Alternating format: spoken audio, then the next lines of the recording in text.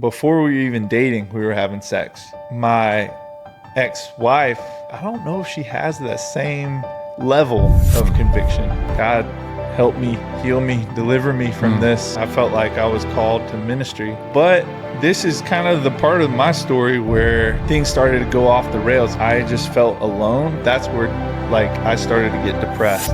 It's just like life just feels heavy. Nothing that I enjoyed before, I don't enjoy it anymore. My struggles were in private, and I was definitely addicted to pornography when I was in high school. To make a long story short, it got so bad to the point that I was suicidal. I was just hearing silence from God. The Holy Spirit was convicting me that my lifestyle was not right. And so now you got divorced 31, and now you're remarried. Yeah. How long have you been remarried for? Man, I think you have to start at that place of surrender. And this woman saw me. She was very honest and open and transparent. If this is of him, and take the next step. Man, take it from me. Look at my story. You've lived it, yeah. I've lived it. I had misconceptions about who God really was. I knew him, but I didn't really know him like I do now. Welcome to the Single Man Podcast, where we delve into candid conversations with Christian men about their journey to faith, advice for their younger selves, and navigating dating. With a heart to reach men from all walks of life, dive into real stories of redemption, growth, and the hope found in following Jesus. I'm your host, Carlton, a 30-year-old single Christian, and I'm excited for you to listen to this week's episode. Let's jump into it. Hey everybody, it's Carlton French. Welcome back to the Single Man Podcast. I'm really excited for today's episode. We have Sam Bowman here with me today. Sam, how are you today? I'm great, man. Thanks for having me. It's a pleasure. Yeah, it's a pleasure for you to be here, Sam. I know it's been really cool getting to know you. We actually met last summer at a pickleball event in Atlanta.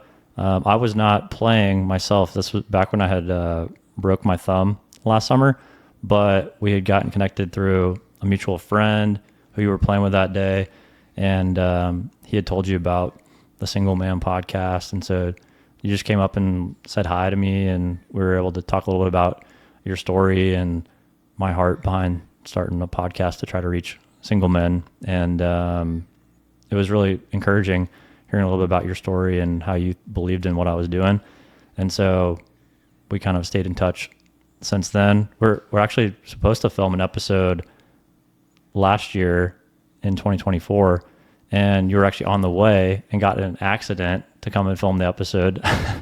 So crazy, but believing God had a reason for today being the day that we were filming. Yes. And grateful that you were able to make it today. Yeah, man, I'm pumped. It's been a long time coming. Yes. So a little bit about Sam for everybody that doesn't know him. He's 36 years old and originally from the Brazelton, Gainesville area of Georgia, which if you don't know where that is, it's basically 45 minutes, 50 minutes northeast of Atlanta. Northeast of Atlanta, yeah. And that's still where you live now, up in that area, which is awesome. And Sam works in roofing as a roofing sales person. Yeah, outside salesperson, contractor. Yeah, that's awesome. And Sam is really big into sports as a hobby. Sam's actually 6'7" and played basketball in college, high school, college, at North Georgia, as well as Covenant College in Chattanooga, Tennessee, which is amazing. Yeah, man. It was a huge part of my life. Sports from day one has just been my healthiest escape. So yeah, played a whole bunch of sports growing up. Basketball was the main one, and then now I'm getting older, body's breaking down, but beach volleyball is something that I still play and coach. So I got a group of buddies that I do that with. We're weekend warriors. We get out there and play. Yeah. And pickleball is, it's taken over the nation. We still got to play pickleball now that I'm back off of injured reserve with my thumb. We'll have to get out and play sometime soon. Yeah, come on. I'm always up for it. Okay, nice. What's the most points you ever scored in a basketball game? I think 35 in my senior year. Wow. Yeah, I wasn't ever like, that does sound like a lot of points, but for me, that was like a ton because I wasn't really that guy. Like, I was the down low. I was like Mr. Rebound, defense, block shots, like do all the dirty work. So I'd average a double double, but I'd usually score like 15 around there, that area. And there was one day that I just popped off in high school. And I'll tell you, man, that there's no better feeling than just being in the zone in a game, like in a big game like that. And it doesn't get any better than high school basketball. Yeah.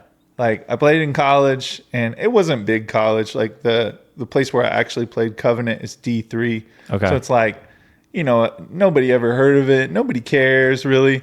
So unless you go D1, you're like at Duke or you're at, Florida, it don't get better than high school basketball. Yeah. That's awesome. Cool. Some of my favorite memories from growing up were high school basketball myself. So shout out Milton High School, the Eagles. Shout out Milton, man. making a name for themselves in the sports headlines these days. That's great, Sam. And then one reason I was really excited to have you come on, Sam, after learning about your story was just how I think your story is really unique and how God's worked in your life and how you've kind of grown up a Christian or in church or knowing of Jesus. But then you had a point in your 20s where you kind of walked away from faith. Yeah. And you actually were married and then you were divorced and now you're married again and you're back following Jesus in this second marriage. And so I think that's going to be really unique and excited to have you share more about that to encourage other single men that might be listening. So yeah, man, I can't wait to share. Yeah. It's going to be good. I'd love to have you start, Sam, just so people can get to know you a little bit more on a personal level. Just this last week, what's been a favorite and least favorite part that you've been working through? Okay, so favorite part, that's the most exciting thing. I'll start with that. I ordered this sounds so nerdy, but I ordered this like stretching device. It's called the Castle Flex. Shout out to Castle Flex. Okay. I heard about it because Ronald Acuna from the Braves, he's tore his ACL and using this device that stretches your like everything in your leg really well. And I've been dealing with plantar fasciitis recently. For those who don't know, it's just like this tendon along your foot that gets inflamed and you basically can't walk. And I'm like, shoot, for me, like I said earlier, like sports has been like my healthiest escape my whole life. So like if I can't stay active, if I can't compete and play, like I just fall apart, and so I've been really trying to figure out, and then nothing has worked. And this week, the Castle Flex little band, it's like a stretching band that goes over your foot and it like pulls back your toes like this, which is what makes it unique. And so you get like a really good stretch. It stretches your hamstrings, whatever. Long story short, it's finally something that's helped. Oh, and good. so I was like super excited about that. I'm like, oh yeah, I'm gonna get back right. Nice. Wow. So so that was the best part of my week when that came and I stretched and it felt really good. That was cool. And the hardest part of my week was actually today. I went in for, and as we talk about my story, this is going to be like a heavy theme. It's just the mental health journey that I've been on. You kind of alluded to my journey and how it was kind of a roller coaster and walking away from God. And a lot of that had to do with my mental health. And I've really just been struggling with depression like my whole adult life. And that goes back to like when I could really trace it back from when I transferred from North Georgia to Covenant. So I was probably about 20 years old, roughly. Yeah. And now I'm 36. So for the past like 15, 16 years. As that relates to today is I found out through my psychiatrist about this new treatment, and it's called TMS. And basically it's like they take an electromagnet and they like zero in on this certain part of the brain where they can like stimulate these neurons in your brain that are particularly not functioning properly or are shut down if you're somebody who chronically suffers from depression. And this is a treatment that's like, if you tried everything else and nothing worked, like all the medications, all the therapy, all the stuff, it's like, try this. And there's a lot of really good research for it, that people can come off of medication and stuff. So I've been really hopeful, and this date has been pushed back, and finally was my first day today, earlier, to go to the treatment. Yeah. And I got there, and they put on this cap on my head, and it had this, it's really tight because they have to be like precise, like where they're like stimulating you on your brain with this device. And it had this like tight chin strap and it was like coming up. I think it like cut off my circulation or whatever. No and so way. I'm sitting there, and he's like testing, doing this like little thing that's like zapping your brain or whatever. And I pass out. And Whoa. I'm sitting there and I guess I was snoring, and they came and like tapped on me, and they're like, "Are you still with us?" And I felt like I was about to pass out, and it was just super uncomfortable. But basically, I'm going to be doing that for like the next 6 weeks. It's like 6 weeks, 5 days a week. And today was the first one, and it was just like uncomfortable, not great. But at the same time, I'm really super hopeful and grateful for it, because I feel like that's been something I've been praying for like a long time. It's like, God, help me, heal me, deliver me from this, this struggle that I've been dealing with. So yeah. Wow. Well, sorry, that's a long story no. what happened today, but yeah. A crazy day. Well, and glad you're here today, to film the episode all in the same day as that's happened. So maybe this will end it on a high, It already has, man. It's been good. Good. Okay, great. Well, would love to have you jump into your story, Sam. I know we talked a little bit about it, just alluding to it, but growing up in church, what was that like? And at what point did you come to know Jesus and really truly have a relationship with him? Yeah. So, as I was kind of telling you earlier, like I always kind of start my story with my parents, just because I have this heritage of Christian household. My parents were actually missionaries in China. Yeah. Before I was born. So I always tell the joke that I was made in China, which is true. Born in the USA, but made in China. Oh, wow. My mom got pregnant with me while they were missionaries in China, and then they came back to have me born here. So like that to say, I pretty much grew up hearing about Jesus like my whole life. And I remember praying to receive Christ like as a 4 or 5-year-old. And looking back,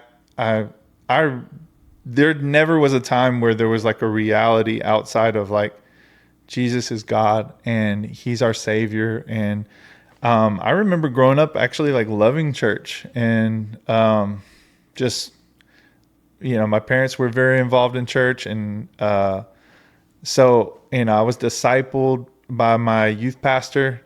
He like mentored me and poured into me.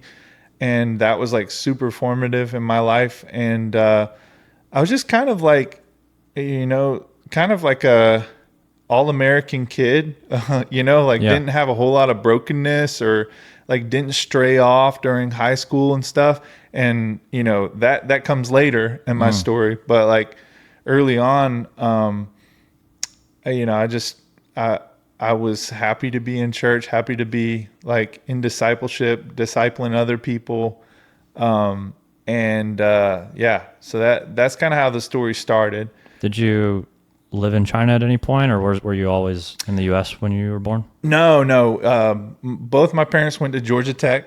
Oh, nice. Shout out to Go Georgia Jackets. Tech. Okay. Yeah. And so they came back to Atlanta. When they came back from China and had me born here, they never went back. Gotcha. After that. And my dad's an engineer, and he just got a job as an engineer here in the Atlanta area, and that's how we ended up in this area. Gotcha. Okay, so, cool. Wow. Yeah. So you always were around the things of God and church up through high school, and then going to North Georgia to play basketball. What was that like? Yeah, it was pretty awesome. I kind of made the decision as an 18-year-old my decision to go to college was solely based on basketball. Like basketball at the time, I was like, I want to play at the highest level I can. And for me, that was North Georgia, Division II. Not a huge deal, but for me, it was best offer. So I went there, had other friends going there, and it just didn't really work out for me basketball wise there. But what I really got like super linked into was campus outreach was on campus there. And it's like a campus ministry, and they're real big in discipleship and sharing their faith on the campus. And man, I felt like through getting involved with them, we were just like passionate about reaching our friends who didn't know Jesus. And so like I was running, hard after that, and the basketball was kind of frustrating. So at the end of year one, I just decided like, man, I don't love basketball anymore. It's been a really difficult experience there. And I decided to take a year off and go head on into like, I'm going to be a student leader in campus outreach. And I felt like I was called to ministry. And that's what I wanted to do with my life. Like that's what I was like clearly most passionate about at that time in my life. And so then it came time to choose major, and it was like, wait a second, I chose to come here just because of basketball. And now I feel like I'm really called to be like in ministry. I want to be either a coach, or I want to be a pastor or youth pastor or something where I can pour into people and make disciples. And so I was like, is this really preparing me here in North Georgia? So I kind of reevaluated, and I made the decision to transfer to Covenant College, which is like a Christian school, a small Christian school up in Chattanooga. And I didn't really even plan on playing basketball, but they had heard that I played at North Georgia. So when I made the transition, somebody in the missions office talked to me and was like, hey, meet the coach. And so anyway, I met the guy, and he ended up talking me into playing, and I played 4 years there. Wow. So that worked out. And it was great. But this is kind of the part of my story where things started to go off the rails. It's like I had such like a really deep community that I was walking with other people that were like wholeheartedly like following after Jesus and wanted to share their faith with other people on a secular campus. And then it was like totally flip-flopped, going to a place where everybody like claims to be a Christian. Like you literally, to get in there, you have to like tell your testimony. Oh, wow. And I just felt alone. And I guess this was the first time where I didn't have a label to put on it, but that's where like I started to get depressed. And that was when the onset was for me. And I didn't know like what the heck was going on with me. It's just like one day I wake up and it's just like life just feels heavy. Everything feels heavy. Nothing that I enjoyed before, like I don't enjoy it anymore. And I should mention that, and I feel like this is very relevant to like the Single Guys podcast and just my story in general, because I did say that back from high school that that I didn't really have anything like outwardly, that I didn't experience like a worldly life, but my struggles were in private. And I was definitely addicted to pornography when I was in high school, big time. Yeah. And that was a struggle that like I battled with. But it was in private. I had accountability for it and whatnot, but that was something that followed me into college as well. And so as as depression is starting to rear its head, like that addiction is still there. And things just started to get darker and darker for me there. And, and to make a long story short on that, really towards the end of my career at Covenant, it got so bad to the point that I was suicidal. Oh, wow. And I like disappeared, and my parents were looking for me, couldn't find me. And so it was scary that it, got that far. I sank that low. And ultimately, I had to go through like treatment, check myself into a place, and kind of start on the road of like, okay, how do we put the pieces back together? And like, and I just went through a period as it relates to faith now. Like I went through a period where I just remember after struggling for some years in college there and like loving the Lord and walking with God. And then now I'm just like facing this like giant in front of me that I'm like, I feel powerless. Like I feel like I can't do anything about this. And I'm crying out to God for help, asking him for help, and just kind of hearing nothing, and I feel like God's far away. He's silent. And that was kind of like, it wasn't like a one day moment where I just decided, like made up my mind, like, oh, well, screw you, God. Like I'm going to go do my own thing. But it was just kind of like, after a while, where I felt like I was just hearing silence from God, I was just like, well, this ain't it, and I'm going to, and I was surrounded at that time. It was crazy that I went to an all Christian school, but I was surrounded by a lot of guys that would call themselves Christians, but their life didn't. They were partying, we were breaking all the rules at the Christian school. And I'd never partied in my life before until I went to Christian school, ironically. Yeah. Wow. And so, that was where I started to try to fill that void and try to self-medicate, make myself feel better. And of course that just made things worse. But yeah, so, I don't know if you have any, I feel like I've been talking for a while on that, but any follow-up questions? There ever a point where you were consciously like, okay, I understand Jesus and the gospel, but now I'm just going to try something different? Or was it just like a slow kind of fade into the party lifestyle? Yeah, I think it was just like a slow fade. And I think if you know that you're really truly a believer in Jesus, I think if you can never really be like satisfied or happy in a life of sin, there was always this internal like struggle. Like, even though like I got to a point where it was like following Jesus wasn't working and I was depressed and didn't have enough energy to do, like nothing was fulfilling because of the depression. Like that, my brain was like literally broken. And I was just reaching out for other things to like fill that hole, or to make me feel alive, or to make me feel happy or whatever. Yeah. And none of it would satisfy. Like the Holy Spirit, is still, I'm suppressing him. I'm pushing him down, like I'm going to go do this or do that. And it's like, whether it was drinking or whether it was girls, I'm convicted the whole time while I'm doing this stuff. Yeah. And I'm pushing down that conviction and just living in that tension. And I think that, talking with one of my therapists, it was like, that's only making the depression worse, is because your brain can't sort out that you're living a lie. You're like, that this is the truth and you're living this way, which is not accordant with that. And so it's like your brain can't handle the fact that there's this duality there. Yeah.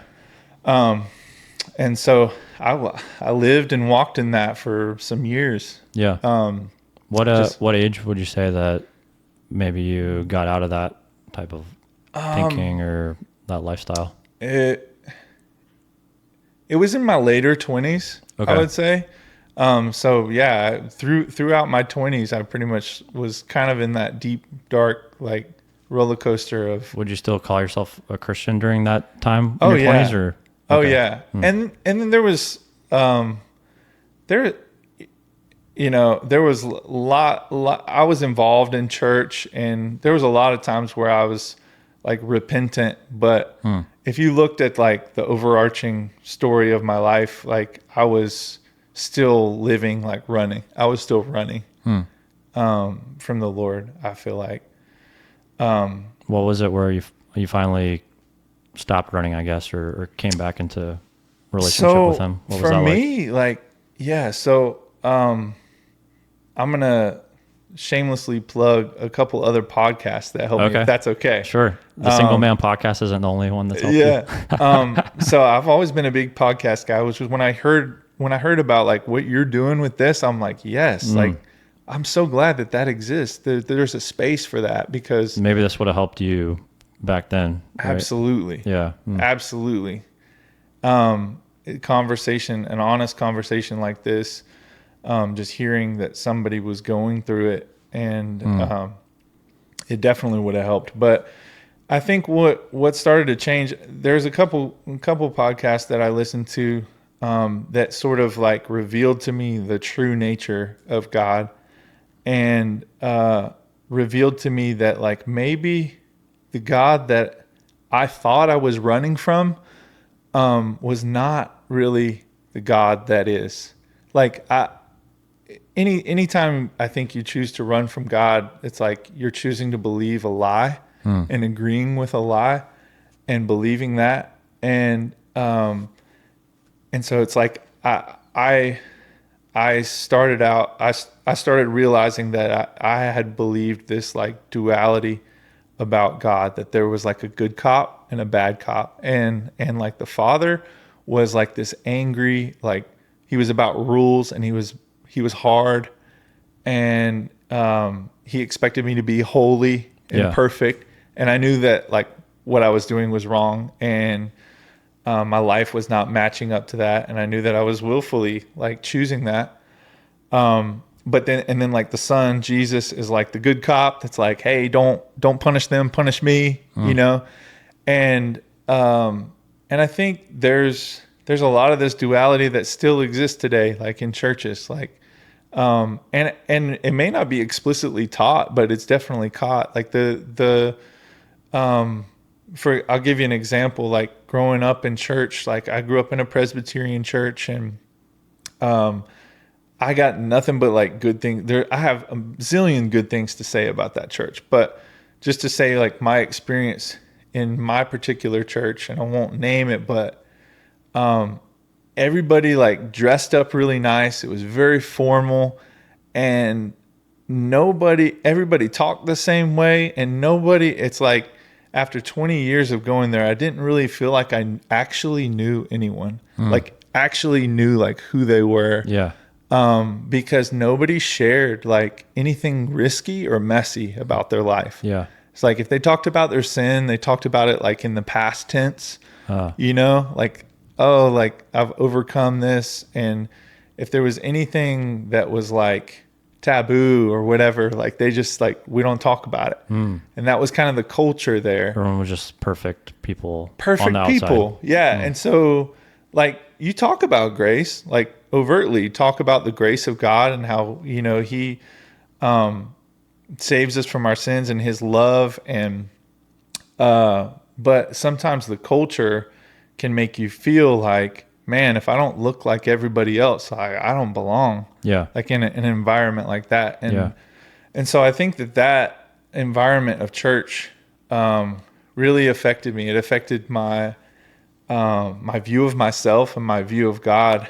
And so then consequently it affected the way that I started dating the first time I got married. You know, I never was in a sexual relationship before, like in a relationship and actively like having sex. And so my ex-wife, my first wife, she and I started off pretty much like we met, and before we were even dating, we were having sex. And then we like moved in together. How old were you when you met her, if you remember? I was in like my later 20s. So this was like right about the time that just before God was about to like wake me up and bring me out of that season that I was in. Okay.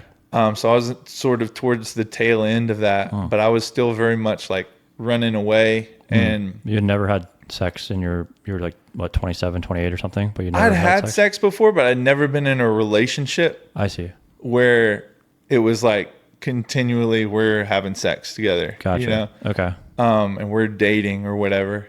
And, but so I didn't really realize like how powerful a grip that it had on me and how much it distorted my views and my convictions in that relationship.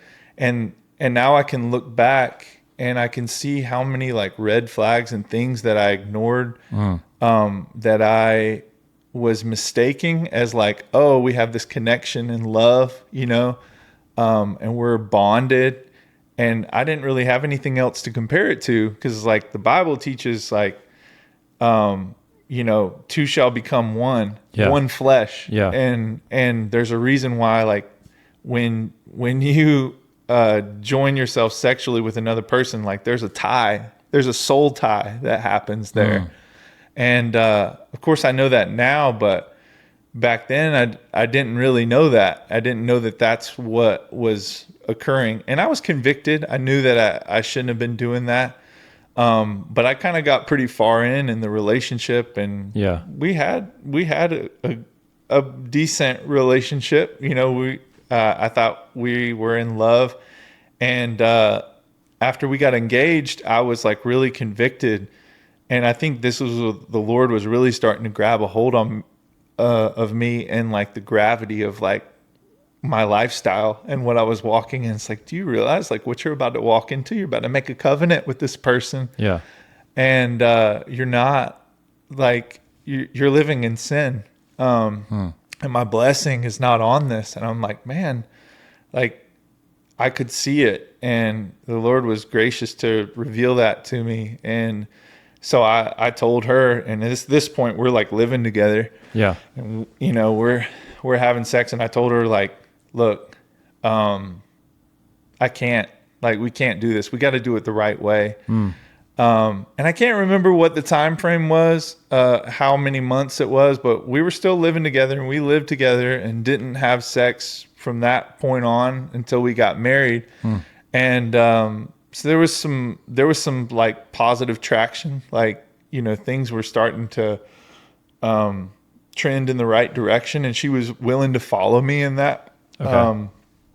And then, we got married, and we moved back down this way from Chattanooga. We were living in Chattanooga, and I got a job to be a youth pastor. Okay. At a church, and I'm kind of like skipping ahead on the timeline, but like, yeah, God's at work, like in big things, and we're getting married, and I'm thinking like, oh, this is, you know, there's some red flags in our relationship, but I'm kind of naively believing like that God will sort it all out. You know, like we just keep following after him, and like he there's nothing that we can't overcome with him. Yeah.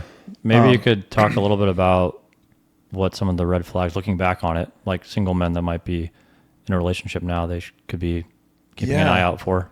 I've talked about like this inner tension that I lived with, and that like the Holy Spirit was convicting me that like my lifestyle was not right. Yeah. And I was heavily like that was on me. And there was a couple conversations that I had with my ex-wife, you know, when we were dating at the time, where I just kind of felt like I had a feeling like, I don't know if she has the same level of conviction. I really did believe that she was a believer. And it's not for me to like judge or know or whatever, but like there were some like major fruit issues where I'm like, ooh, that like, man, that did not look like someone who wants to follow Jesus or whatever, by something that she would say. Like just, you know, whether it be like just violently angry in a conversation, lashing out, or just like her values, like some of her values that she didn't necessarily share with me. Sure. And it was always like little things, and I would notice it, and I would just be like, man, and then I would just kind of suppress it. It'll get better in marriage or something, Yeah. maybe. Okay. Which is not wise. I mean, it's not, but that I kind of found myself in that scenario because I was in deep and doing things out of order, Yeah. Yeah. out of God's order. So, anyway, what else would you like to know going forward? Yes. Well, thank you so much for sharing everything to this point. I mean, Yeah. it's been encouraging for me even to learn as a single man myself about your story. So you decide to get married after not having sex for a period of time leading up to the marriage. And then, okay, you get married, but then eventually you get divorced. What was that process like, and why'd you decide to get divorced? Yeah, it was tough. And you're a youth pastor during this I'm too, a youth right? pastor, which makes it even more kind of complicated. Yeah. So it just, things were difficult. This was kind of back during COVID as well. So this was like 2019, 2020, right when COVID really like started is when I got the job, accepted the job, and we moved. Okay. So you were like 29, 30 or something like that? Mm-hmm. Okay. And church is like shut down. We're coming into town, and it took a while when I started my job before we like were back in person at church. And it started out as like my wife at the time, when we started coming back in person, like she didn't want to be at church. She had this like anxiety of being there. She's like, I don't know anybody in this town. Yeah. I don't know any of the people. Like COVID was just a weird time. So I was like, oh, well, this is like an abnormal time. But it became clear, like, as time wore on, that like church and being like on that platform as like being a youth pastor's wife, she wanted like nothing to do with that. And so I kind of like constantly felt divided. Like I've got my faith, which is the most important thing to me, and my ministry, like here on this side, and then I've got this covenant of marriage that I've made with my wife, and she's like kind of pulling me in this direction, and I'm being split down the middle. Mental health is out of control, and I'm asking for help, telling people at church that I work with, like, we're sinking, this is not good. And even a couple times when it got really messy is like they came to me and said like, hey, she was a teacher in a local school, and they're like, we overheard some things that she was saying at school, and like, we're concerned, man, with like what's going on. Like, and so anyway, I ended up having to step down from that job just because things were a mess and we needed to focus on us. And I was still resolute that, I made this decision and this covenant, and I'm going to stick with it, and so we tried counseling, and some of it worked for a little while. And, ultimately, like both parties weren't on the same page. She wasn't willing to work with it. And so we ended up getting divorced, and I, kind of lost a wife and lost like a church family all in one. So it was pretty devastating. Yeah. How old were you when you got divorced? I was 30, 31, 32. Okay. Yeah. So if you could go back and talk to yourself in that season of life, like 5 years ago now, what would you go back and tell yourself going through that Which season of the dating process and getting divorced? Before. Yeah. Man, I think like I would have told myself that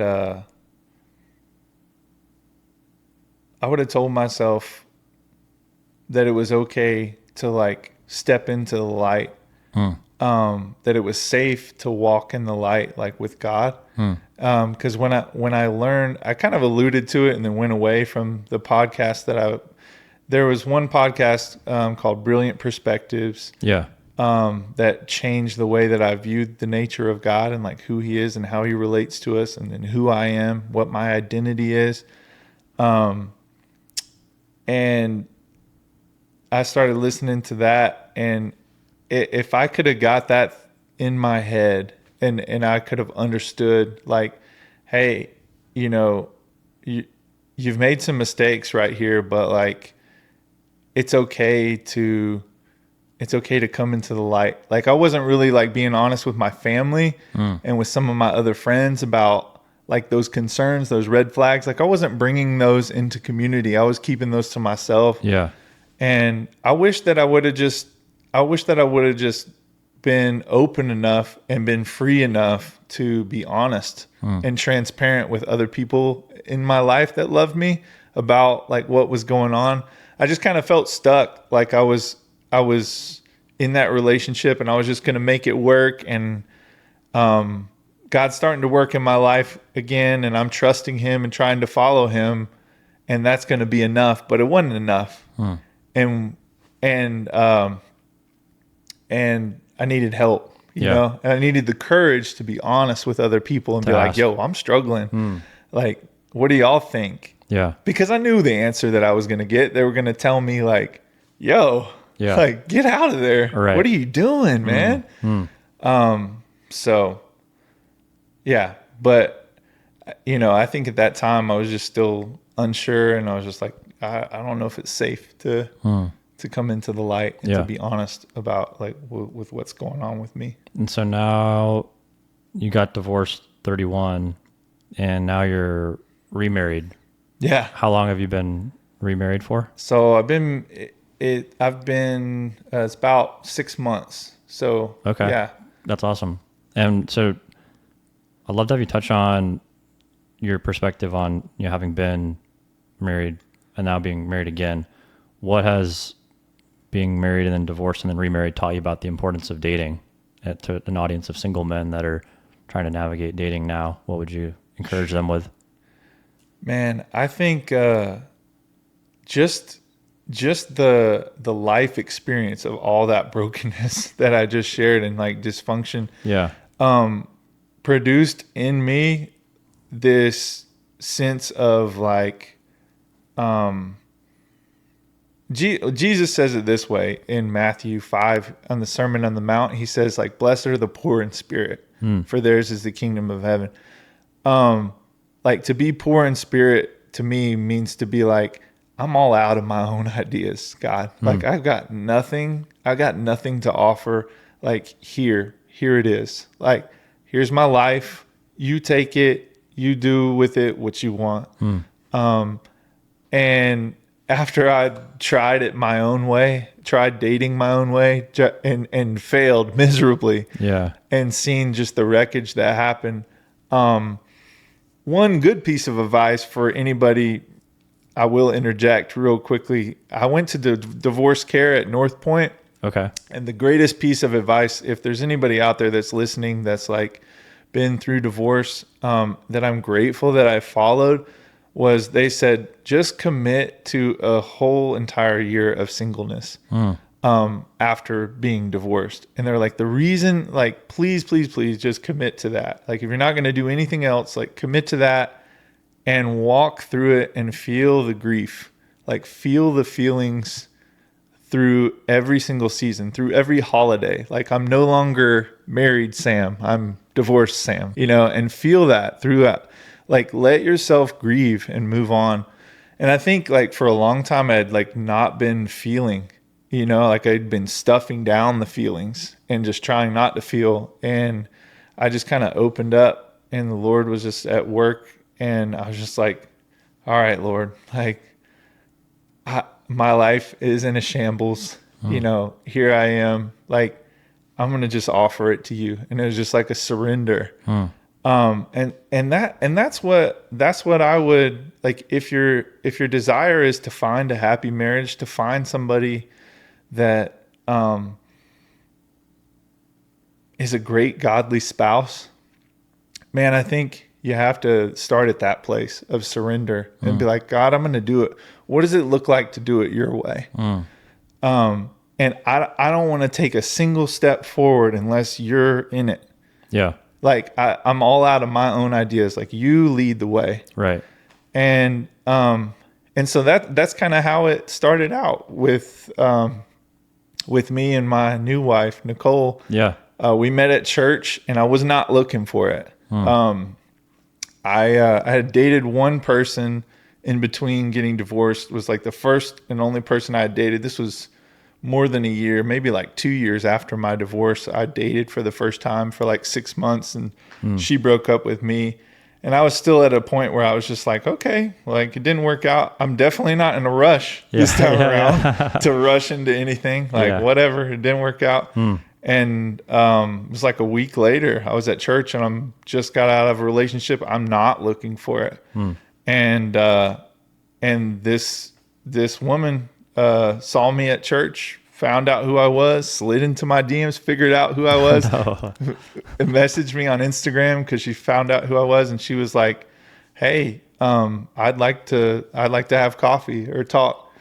And so we talked. We just talked after church the next Sunday, and we hit it off. Talked for like 3 hours, and what was there was like just this honest, open transparency on like both ways.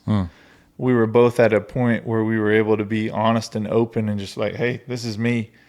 And it was just of God, man. Like it was just dropped in my lap by God, by the Holy Spirit. I remember after that conversation coming home and just laying on the couch, and my roommate was there, and he's like, "What's up, man? Something's up with you." And I'm like, "Dude, I don't know what just happened." Yeah. I was not looking for it, but I just, I had planned to tell her, like, I'm not interested. Like I just got out of a relationship. Like, hey, nice to meet you. Be friendly. Sure. Not interested. And she kind of led with the fact that she was a widow, and she was like, hey, like, it's nice to meet you. And she's like, my name's Nicole. She's like, I've got my mom. I've got 3 kids, and their dad died a couple years ago from ALS. And I could tell pretty off the bat that she was different. Like she was very honest and open and transparent. And I was kind of at a point of brokenness in my life where I was just like, also like, I'm not trying to hide anything anymore. Like this is who I am, Yeah. I've been divorced, and this is where I'm at. I'm kind of in a broken season of life. And so we just like instantly connected because we were able to be honest with each other. But like, I remember, and I'm tying it back to what I said, like, what would you say to somebody, is like the surrender was there. Like at the end of that conversation, we talked for 3 hours, and I just told her, I said, Nicole, in the parking lot, she was about to get in her car, and I said, just talk for 3 hours in the parking lot. oh, we were in the church, but then this conversation occurred out in the parking lot. I walked her out there, and I was like, you know what? I was like, I don't even know what just happened. All I know is like, I'd like to talk to you again. And I was like, I've messed it up so royally, like really bad. And I have no idea what I'm doing. And I'm just going to like tell you this to like manage your expectations. Like, I don't know if I can go forward. Like, I'm totally out of my own ideas. I'm just going to ask God, like, if this is of him, and take the next step. And that's all I can say. And I would encourage you to do the same. And, just from like leading the relationship that way out of the gate changed everything. And dude, we went from, because she was on board with that, we went from meeting and dating to being married in 4 months. Wow. Wild. That's wild, right? I mean, it's totally a God thing, the way it worked out. And a lot of the timeline stuff, I think, has to do with you both being married before, like, what you're looking for and what you're not looking for, like, very clearly. Yeah. And just being able to be honest. But it was really that surrender, I think, of like, God, like, if it's your will, your way, Yeah. that's all I want. How was the process of dating her, your wife now, compared to previously where you had dated and you'd had sex and you had lived together? Was it like totally different this time? Or Oh, 100%. Yeah. I mean, I told her, I was very specific of the ways that I messed up in the past. And I was like, I am not willing to go back down that path. I will not. And I told her, gosh, man, it felt like way earlier on than you should be telling somebody like, hey, I'm not going to have sex. Like, it was like, I don't know, a couple weeks into knowing each other, I'm like, hey, just so you know, like, these are the ways that I messed it up. I lived with this girl and we were having sex, and I was like, it's an absolute non-negotiable for me. Like, I'm not going to do that because it blinded me. And I looked past so many red flags, and it was just not God's will. And I was like, I want to do it God's way. And I'm so sure of that. And man, like, it was so cool. Like, she was not expecting that, because that's not, I think even among Christian men, right, that's not, even though that, like, that's clearly laid out in the Bible, but like culturally, that's not necessarily like a normal thing, right, right. I think even probably people that are in church, that would be uncommon to like never have had sex. Like, some of them would be shocked if you said like, really? Right. You're not going to go for a test drive before you buy the car, right. Type thing. But man, she responded. She was shocked, but she was all about it. I think when a woman that loves the Lord sees a man that is just following after the heart of God, they want to follow that, man. Like, their flesh might be weak too, and they want that. They want to skip ahead, but their heart and their spirit says like, man, I want to follow a man that's like that. Like, I want to be with somebody that's like willing to wait. Yeah. Because like he trusts in the Lord and in his plan. And so, man, it was just like, I just felt so completely just the difference of just God's blessing and God's smile upon everything. Like, I could just, like, the weight, it just completely lifted off of my shoulders during that whole experience. Everything just felt free, There's no conviction, no, just absolutely, totally, just beautiful, able to enjoy everything, able to be excited about everything. Yeah. And so, man, it was just like a really redeeming experience for me. Like you said, even in church, that might be uncommon for people to actually do that. If you could speak to single men that are in the church now that have the mindset like, I know it says in the Bible not to have sex till I'm married, but I'm not going to do that. What would you tell that single man now? I think I would say, like Jesus, I would be like, well, I'm not here to condemn you because I can't throw a stone. Yeah. He would say, to the woman who was caught in adultery, he brought her there and they wanted to stone her to death and condemn her. And he said, let the one who is without sin throw the first stone. And I've just spilled out my story. Like, I can't throw a stone at you. Yeah. If that's your story, if that's where you're at, like, I absolutely don't condemn you. Yeah. But like what he went on to say, what Jesus went on to say was like, he looked her in the eyes and he told her like, where are those that condemn you? And she's like, they all left. And he's like, neither do I condemn you. Go and sin no more. Yeah. And so it's just like, man, Jesus has like this wonderful, beautiful plan for your life. And by choosing to do that, you have to know that like you're forfeiting a lot of blessing and inviting a lot of heartache and destruction. You know, like I have to own up to that, and I have to like swallow that pill that like, man, I chose to do this. Yeah. And that was the destination. And there's a proverb somewhere, and I'm going to butcher it, but it's like the simple see trouble coming and keep going towards destruction. Like it's a pathway, you know, that it might be fun right now, but it's a pathway. And if you walk down that path, like it ends in destruction. And I can tell you, like, it's a trajectory, it's an end. The prudent see danger and take refuge, but the simple keep going and pay the penalty. That's it. Yeah. That's it. I saw a Andy Stanley message on that verse, but yeah. So it's like, man, you can see the danger, like this sex before marriage is the danger. Yes. And it doesn't seem dangerous. I get how it doesn't seem dangerous because I was there, but it's like, man, take it from me. Like, look at my story. Like, you've lived it. Yeah. I've lived it, and I lived through a ton of pain and heartache. And the good news is though, that like, man, if that's where you're currently living, like you can get off the path, you know, right now you can get off that path and walk another way and walk with Jesus.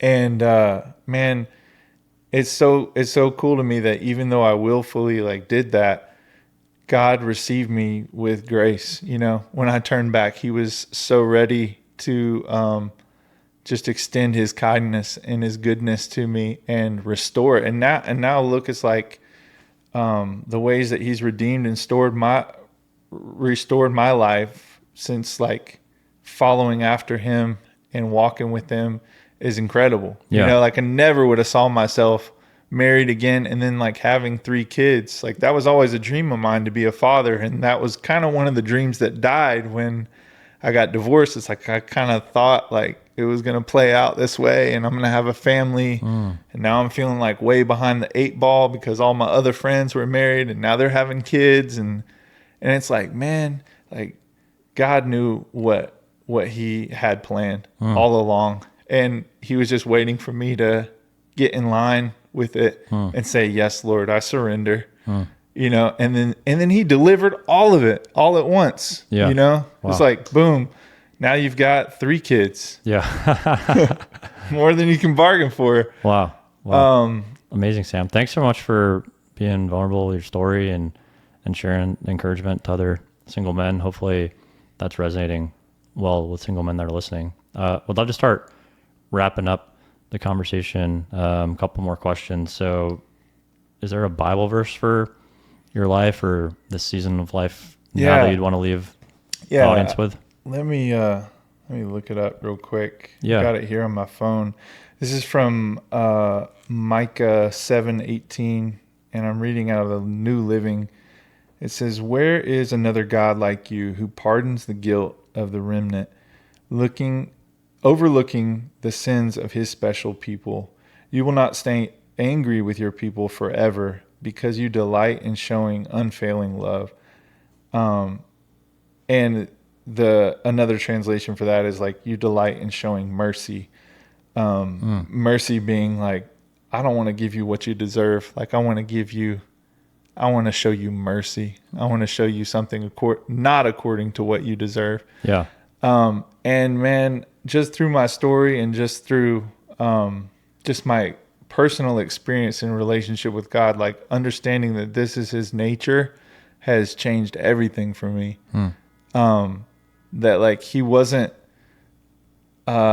waiting for me to turn around and come home so he could like give me a whooping or a lecture.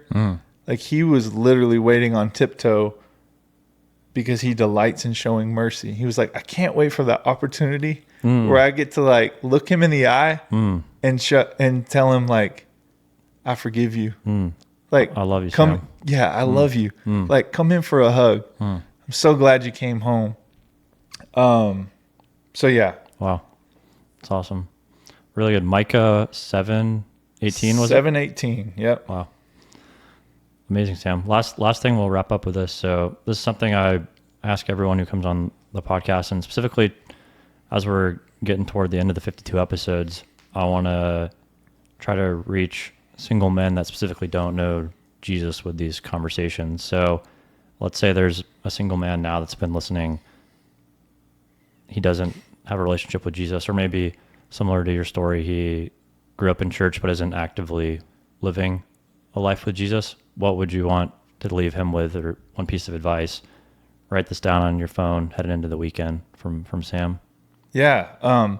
I think just 3 simple words, and then I'll kind of explain what I mean. It's just come and see. And that comes from John 1:39. There was a couple of John the Baptist disciples that were asking Jesus where he was staying. And Jesus replied to them. He just said, come and see.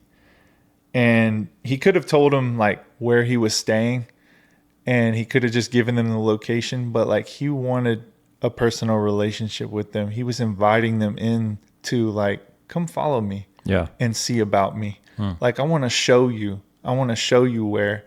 I want to show you my way. I want to show you my way of life. I want to show you the way to like abundance and happiness. And I would say that like, I'm saying this making some assumptions about like your viewers and your listeners, is that, you know, because you haven't tried to hide that like this is not only a single man's podcast, but like you're centered on the person of Jesus and who he is to you and his role in your life. Yeah.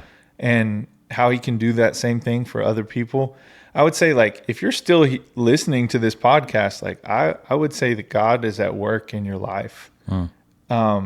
That if you're willing to listen, you've come this far, that the Holy Spirit is calling you and drawing you to himself. And Jesus himself, the real resurrected living Jesus, is saying to you like, come and see. No pressure. Like just come hang out with me for a while. Just be with me for a while. And much like my story, like I had misconceptions about who God really was. Like I knew him, but I didn't really know him like I do now. Yeah. As far as his nature. And so I would say if you got a story like mine where maybe you've been fed a lot of religion, or you're a little bit disenchanted with the person of Jesus or the church, you know, the people who claim Jesus, man, just come and see the real Jesus, the one that loves us. Like I talked about in Micah, the one that is just excited to show us mercy, is inviting all of us, always inviting us, drawing us in. And so what does that look like? Well, what does it look like to come and see? Like, man, I would start with the Gospels and just look at the life of Jesus. The Bible says that Jesus is the Word of God. That means that he is the exact representation of who God is. When God wanted to say like, this is who I am, he sent his son. Yeah. He's the Word. Yeah. So it's not the Bible. It's actually not the Bible. It is the person of Jesus. And so if you zero in on him and look at the person of Jesus, like that's where you'll discover the living God. And so come and see. Go check out the Gospels. Yeah, I recommend reading the book of John to start. That's if you've never read anything in the Bible, or you don't like reading. That was me. I'm like, I don't want to read anything, but I'll start reading the book of John. And that's my favorite of the Gospels. Yeah. Yeah. It's a great place to start. And then like, I think also, man, it just really helps to walk with somebody who's walking with Jesus. Yeah. You know? Yeah. So like, man, he can meet you just reading the book of John, but like, man, hang out with somebody who is unashamedly, courageously following after Jesus and really about that life, and just just go hang out with them for a while. Yeah. Spend some time with them. See if they've got something that you want deep down. Yeah. And ask questions, man. But yeah, the invitation's on the table just to really come good. and see. Amazing, Sam. Super grateful for you. Thank you so much for coming on and sharing your story. You. I hope it blessed everyone that's listening, and our prayer is that it reaches single men that don't have a relationship with Jesus, and it would make an impact in at least one man's life. So if you're made to this point of the episode, would love for you to leave a comment on the YouTube video or on Spotify. You can leave a comment and let us know if any part of Sam's story resonated with you, and would love for you to share it with a friend. If there's a friend in your life that you think might benefit from hearing Sam's story, would love for you to share it with them. And really grateful for you listening, and I'm excited to be back next week with a new episode. This has been Carlton French. Have a great rest of your Friday. Thanks for listening to this week's episode of the Single Man Podcast. If someone you know would benefit from this week's episode, I'd love for you to text them the link and invite them to listen. You never know how a simple invitation could change someone's life. We'll be back next Friday at noon Eastern, 9 a.m. Pacific, with a new episode. Until then, check out the video version of the podcast on YouTube, and you can engage with us on Instagram, TikTok, and Facebook.